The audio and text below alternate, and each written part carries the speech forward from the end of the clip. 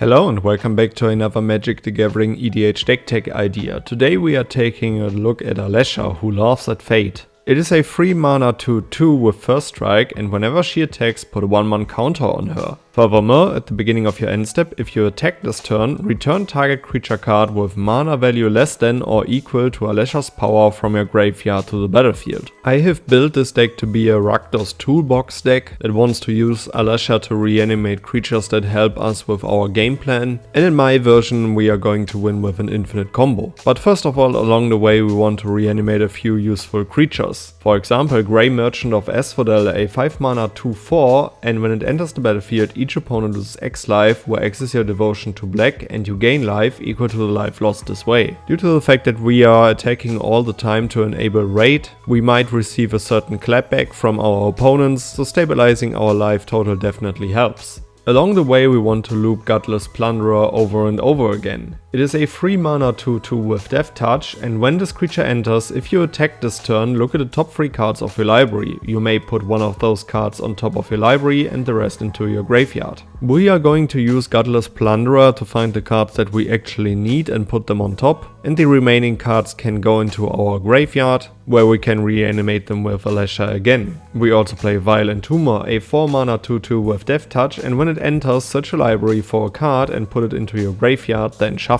Violent Tumor will help us to find the card that we actually need, and just as Gutless Plunderer, it has Death Touch, so we can use it as a blocker. We want to reanimate Ravenous Chupacabra, a 4 mana 2/2, and when it enters the battlefield we destroy target creature an opponent controls. For even more mana and impulse advantage, we play Professional Facebreaker, a 3 mana 2/3 with Menace, and whenever one or more creatures you control deal combat damage to a player, create a treasure token. Furthermore, we can sacrifice a treasure to exile the top card of our library, and we may play that card this turn. Last but not least, to deny our opponents some resources, we want to play Perforating Artist, a 3 mana 3/2 with Death Touch, and at the beginning of your end step, if you attack this turn, each opponent loses 3 life unless that player sacrifices a non-land permanent of their choice or discards a card. We are in Rakdos colors, so we are definitely the player that wants to keep the board in check of creatures, which is why we play a bunch of Edict cards. We play Accursed Marauder, a 2 mana 2/1, and when it enters the battlefield, each player sacrifices a non-token creature. We play Flare of Malice, a great free spell in black, a 4 mana instant, and you may sacrifice a non-token black creature rather than pay the spell's mana cost, and each opponent sacrifices a creature or planeswalker with the greatest mana value among creatures and planeswalkers they control. We play Sheoldred's Edict, a 2 mana instant, choose one. Either each opponent sacrifices a non-token creature, a creature token, or a planeswalker.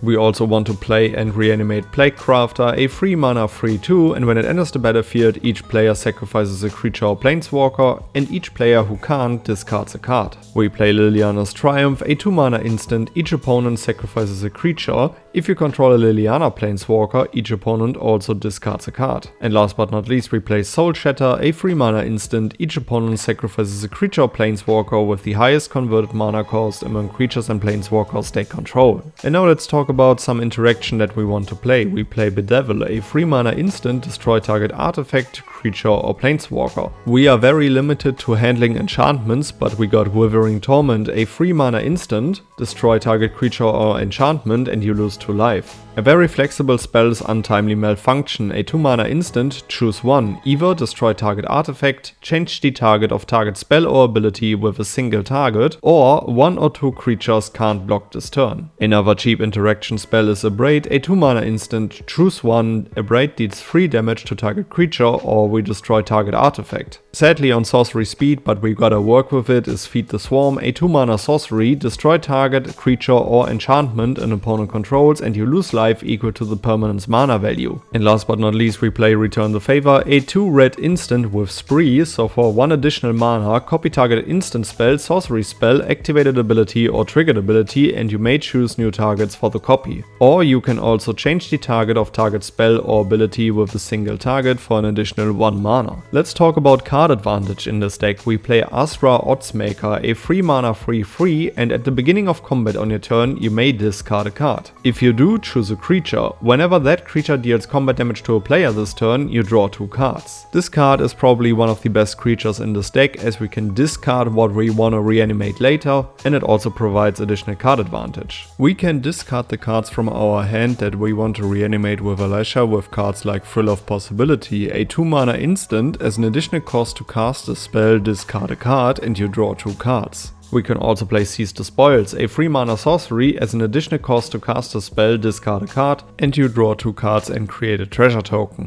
We play Demand Answers, a 2-mana instant. As an additional cost to cast a spell, sacrifice an artifact or discard a card and you draw 2 cards. For even more advantage we can also play Big Score, a 4-mana instant. As an additional cost to cast a spell, discard a card and you draw 2 cards and create 2 treasure tokens. We got a bunch of expendable creatures, so we also play cards like Deadly Dispute, a 2-mana instant. As an additional cost to cast a spell, sacrifice an artifact or creature. You draw 2 cards and create a treasure token. And now let's talk about one of the combos that we can play in this deck. We play Thran Vigil, a 2-mana enchantment. Whenever one or more artifacts and or creature cards leave your graveyard during your turn, put a 1/1 counter on target creature you control. This card already does some work by itself in this deck, simply because we reanimate our creatures and that will trigger Thran Vigil, but we want to combine this card with Putrid Goblin, a 2-mana 2/2 with Persist. So when this creature dies, if it had no -1/-1 counters on it, return it to the battlefield under its owner's control with a -1/-1 counter on it. That means that we will just sacrifice the goblin into some advantage pieces, and due to Persist it will come back with a -1/-1 counter. But it leaving the graveyard will trigger Thran Vigil, so we can put another +1/+1 counter on Putrid Goblin, and so the -1 counter and the +1 counter will cancel themselves out, which will already allow us to start an infinite loop of bringing this creature back over and over again. So we need a sacrifice outlet, like for example Arshnot's Altar, a 3-mana artifact, and you can sacrifice a creature to add 2 colorless mana. All we then need are cards like Impact Tremors, a 2-mana enchantment, and whenever a creature you control enters the battlefield, this enchantment deals 1 damage to each opponent to ping all of our opponent's downs simultaneously, or a card like Blood Artist, a 2-mana 0/1, and when this creature or another creature dies, target player loses 1 life and you gain 1 life. Another great card for this infinite combo, but also in this deck itself, is Mayhem Devil, a 3-mana 3/3, and whenever a player sacrifices a permanent, Mayhem Devil deals 1 damage to any target. With this combo you can win the game on the spot, and Alesha will definitely help you along the way to assemble this combo, and in addition to that, keep the board in check with creatures that you want to reanimate over and over again that act as an edict effect. Alright guys, these were a few cards that I would play in Alesha, Who Laughs at Fate. Let me know down in the comments below which cards you would add to the deck, which legendary creature I shall feature next, and make sure to check out my full deck list in the notes below. And then I would say see you in the next one. Goodbye guys.